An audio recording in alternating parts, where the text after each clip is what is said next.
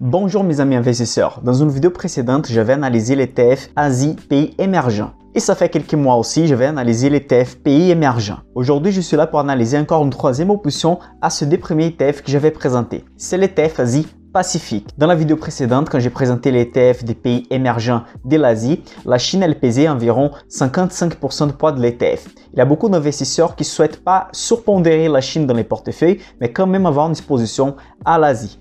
La société Alibaba a aussi pesé environ 10% de poids de l'ETF. Donc pour certains investisseurs, ça c'est surpondéré sur la Chine et sur Alibaba. Donc aujourd'hui, je vais vous montrer un autre ETF qui peut en fait combler l'espace des pays émergents dans votre portefeuille, mais qui n'a pas plus de 50% sur la Chine et Alibaba ne va pas peser plus que 5 ou 6% dans les portefeuilles. Ça ne veut pas dire que l'ETF Asie-Pacifique, c'est mieux que l'ETF Asie-Pays émergents. Je vais montrer les différences, aussi l'avantage et l'inconvénient de chacun. Surtout aussi l'ETF Asie-Pacifique sur les PA, il y a des inconvénients importants, c'est la liquidité et les frais plus élevés. Mais on va commenter ça pendant la vidéo. Avant tout, bienvenue à ma chaîne Club des Valeurs. Je suis Michael Ravaneda, je suis ingénieur, analyste financier et brésilien, d'où vient mon accent. Ici, j'explique et j'analyse tout ce qui s'est relationné avec l'investissement à long terme dans la bourse. Si vous êtes intéressé par rapport à ces sujets, n'oubliez pas de liker la vidéo, de vous abonner et activer la petite cloche qui est ci-dessus. Comme ça, vous allez recevoir toutes les nouvelles vidéos de la chaîne. Là, on attaque les sujets. L'ETF Asie-Pacifique, comme les propres noms le disent,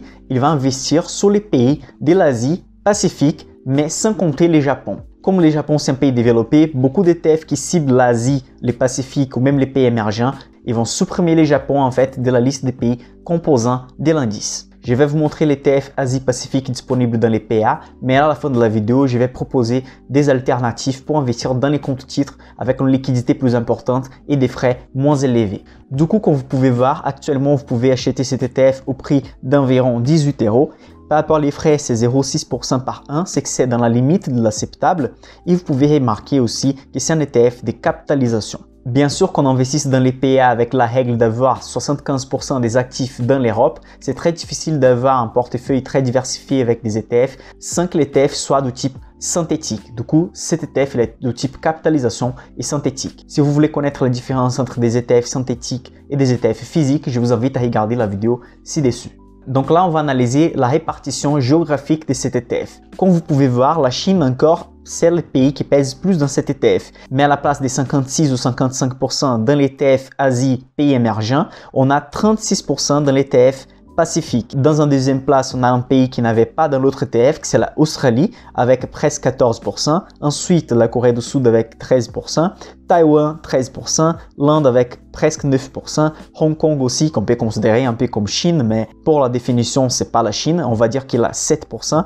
Ensuite, Singapour, Thaïlande, Malaisie, Indonésie et Nouvelle-Zélande. Donc, c'est un ETF un peu plus diversifié en termes des pays où la Chine va avoir un poids moins important dans cet ETF. Donc, pour que ça soit plus facile d'analyser, je vais mettre en fait la composition de l'ETF Pacifique à côté de l'ETF Asie pays émergents. Du coup, dans l'ETF Asie pays émergents, la Chine elle pèse environ entre 51 et 56%. Ça dépend de l'indice des références, bien sûr. Ensuite, on a la Corée avec 16%, Taïwan 16%, Inde avec presque 10% et la Thaïlande seulement avec 3%. Les quatre principaux pays, c'est la Chine, la Corée, Taïwan et l'Inde, vont peser plus de 90% du poids de l'ETF. Du coup, on peut dire que l'ETF Pacifique, c'est plus diversifié en termes géographiques. Mais bien sûr, il n'y a pas de correct ou pas correct. Par exemple, si vous pensez que la Chine elle va performer beaucoup mieux que les autres pays du monde, bien sûr que vous allez rester avec l'ETF des pays émergents Asie où la Chine elle pèse 51 à 56% du poids. Quand j'ai fait des analyses d'ETF ici, un type d'ETF peut matcher beaucoup mieux avec un portefeuille qu'avec l'autre.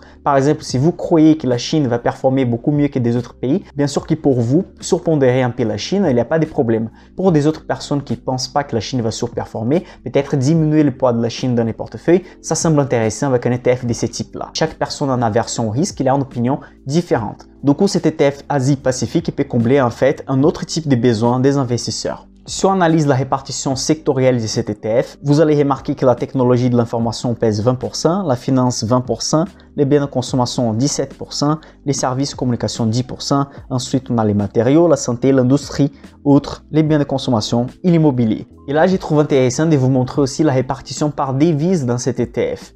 Là, vous pouvez remarquer qu'on a plusieurs types de devises, la devise chinoise, australienne, coréenne, etc. Et de cette manière, c'est comme si l'investisseur a une protection naturelle par rapport aux devises.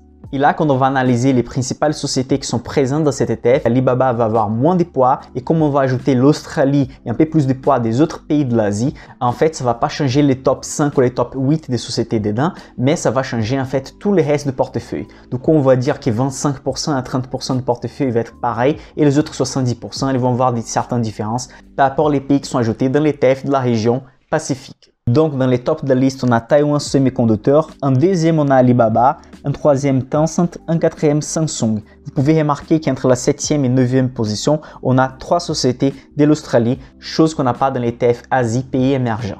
Si on fait les comparaisons des top 10 des sociétés de ce ETF, vous pouvez remarquer en fait que l'ETF des pays émergents en Asie, les top 5 sociétés vont peser environ 30%. Par contre, les top 5 des sociétés dans l'ETF des pays du Pacifique vont peser environ 20%. Donc, c'est une bonne différence par rapport à des surpondérations. Aussi, il y a une grande différence par rapport au niveau des frais et des liquidités. La liquidité de l'ETF de la région du Pacifique, en fait, c'est très faible, d'environ 30 millions d'euros. C'est un cours très faible. Donc, si vous allez investir sur cet ETF que j'ai présente aujourd'hui, il faut garder en tête qu'il faut rester au moins entre 6 ou 8 ans dedans cet ETF pour que ça vaut la peine. Si on fait une comparaison entre la rentabilité qu'on peut attendre au futur de ces ETF, si vous souhaitez investir dans l'ETF de la région du Pacifique, il faut que la rentabilité annuelle soit environ 1% plus élevée par rapport à l'ETF de l'Asie des pays émergents. Comme ça, vous allez rentabiliser les frais plus élevés et aussi la manque de liquidité qu'il y a dans cet ETF, qui c'est une forme de risque aussi. Si on analyse la définition de cet ETF, vous allez remarquer qu'il va prendre des grandes capitalisations et moyennes capitalisations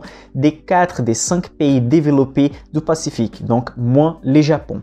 Et aussi, il va considérer 9 pays émergents de la région, avec plus de 1200 sociétés qui sont indexées. Je voudrais vous montrer maintenant la rentabilité historique de cet ETF et surtout comparer avec l'ETF Monde qu'on a déjà beaucoup parlé dans cette chaîne. Donc l'ETF Pacifique c'est en bleu et l'ETF Monde c'est en vert clair comme vous pouvez remarquer. Donc en fait on a que la rentabilité historique de l'ETF de la région Pacifique c'est un peu mieux que l'ETF Monde. Bien sûr on est un peu plus concentré sur une certaine région de la planète donc c'est un peu normal aussi qu'on ait un peu plus de rentabilité mais aussi on va avoir une volatilité plus élevée. Vous pouvez marquer que j'avais mis en jaune de certaines rentabilités que je voudrais commenter avec vous. Par exemple, en 2008, où on a eu la crise des subprimes aux États-Unis, cet ETF des pays du Pacifique a chuté 51%. Par contre, l'ETF Monde a chuté moins, a chuté 40%. Par contre, la récupération, c'était beaucoup plus rapide aussi pour l'ETF des pays du Pacifique, avec 73%, et l'ETF Monde, en fait, il a eu une augmentation de 30,79%. Ensuite, en 2011, vous pouvez remarquer qu'il a eu une chute dans les marchés du Pacifique de presque 16%, dans l'ETF Monde de moins 5%. En 2017, on a eu une grande augmentation dans l'ETF des pays Pacifique avec 37% et l'ETF Monde a eu une augmentation de 23%.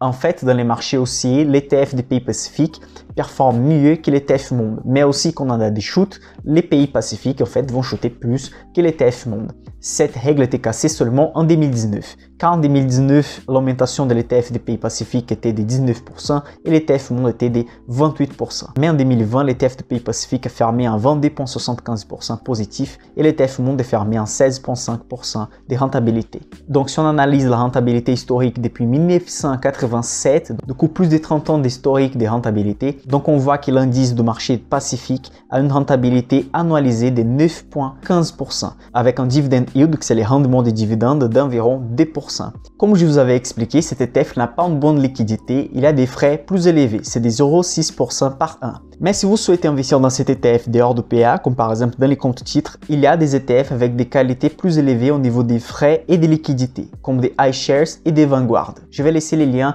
dans la description de la vidéo pour ceux qui souhaitent investir à travers d'un compte titre. Bien sûr, sur les comptes titres, vous n'allez pas profiter de la réduction d'imposition après 5 ans de détention de PEA. Si vous souhaitez investir dans cet ETF à la place de l'ETF des pays émergents ou à la place de l'ETF des pays émergents de l'Asie, vous devez en fait garder en tête que l'horizon d'investissement doit être de très long terme. Comme premier inconvénient, si vous souhaitez investir dans cet ETF à partir d'un PEA, vous allez payer plus de frais, 0,6% par an, c'est que c'est acceptable, mais que ça commence à devenir un peu cher par rapport aux autres types d'ETF. Et aussi là, les problèmes de liquidité. À ce moment moment, il y a un cours de 31 millions d'euros investis dans cet ETF. Donc, si vous avez un horizon de très long terme, ça ne peut pas vous impacter énormément, mais il faut garder en tête que c'est un problème aussi lié au risque. Il faut garder en tête aussi que cet ETF a une volatilité très élevée, comme je vous ai montré. Et en fait, il ne faut pas sous-estimer le pouvoir de la volatilité une fois qu'on est au milieu d'une crise.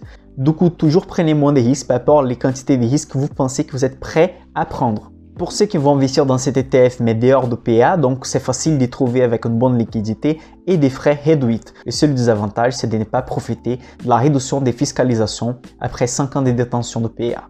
Un avantage de cet ETF, c'est que la diversification est très élevée, comme vous avez vu, et on va ajouter aussi des certaines régions géographiques comme l'Australie que normalement on ne trouve pas dans des autres ETF. Aussi, un autre avantage, c'est qu'il va être moins concentré sur certaines sociétés et certains secteurs, comme par exemple sur Alibaba et des autres entreprises de technologie chinoises. Donc maintenant, il y a la question, acheter un ETF des pays émergents, acheter un ETF Asie pays émergents ou acheter un ETF Asie Pacifique. Donc là, ça devient très personnel. Est-ce que vous croyez par exemple que des pays comme le Mexique, l'Afrique du Sud, la Russie vont s'en sortir bien dans le futur? Dans ce cas, vous allez investir dans l'ETF des pays émergents niveau global. Si vous pensez que les pays de l'Asie vont se sortir mieux, là vous allez avoir deux options. L'ETF des pays émergents de l'Asie ou l'ETF Asie-Pacifique. Dans les premiers cas, vous allez surpondérer un peu plus la Chine. Donc si vous croyez que la Chine va se sortir mieux, donc là c'est un ETF fait pour vous, surtout qu'il y a de la Corée, de l'Inde. C'est un ETF plutôt bien diversifié mais surpondéré sur la Chine et sur certaines sociétés. Si vous souhaitez en fait diminuer le poids de la Chine et ajouter des régions comme l'Australie, etc., vous allez penser à l'ETF Pacifique. Sauf que pour les PA, il y a un manque de liquidité et des frais plus élevés. En fait, si vous avez des doutes si vaut la peine d'investir avec un frais plus élevé sur l'ETF des pays du Pacifique, il faut garder en tête qu'il faut avoir une rentabilité annualisée de 1% de plus sur l'ETF Pacifique par rapport à l'ETF des pays émergents de l'Asie pour en fait combler l'effet que vous allez payer plus de frais et avoir un risque de liquidité.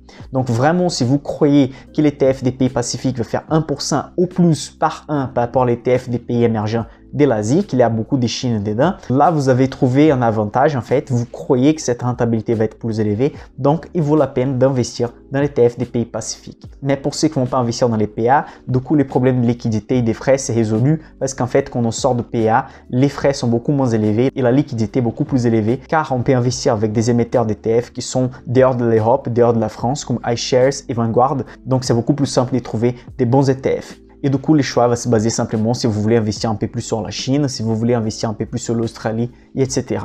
Donc là, vous avez l'analyse des principaux marchés émergents. Donc, n'oubliez pas de faire l'analyse pour vous-même, étudier ce que vous pensez de chaque région, de chaque type d'ETF. Et comme ça, vous allez en fait établir un portefeuille de long terme durable où vous allez avoir la confiance d'acheter ce que vous avez analysé. Laissez-moi savoir c'est quel ETF des pays émergents préféré. C'est l'ETF des pays émergents niveau monde, c'est l'ETF des pays du Pacifique ou c'est l'ETF qui la Chine pèse un peu plus, c'est l'ETF Asie, pays émergents. Pour aujourd'hui c'est tout, je suis Michael Ravaneda et on se voit à la prochaine.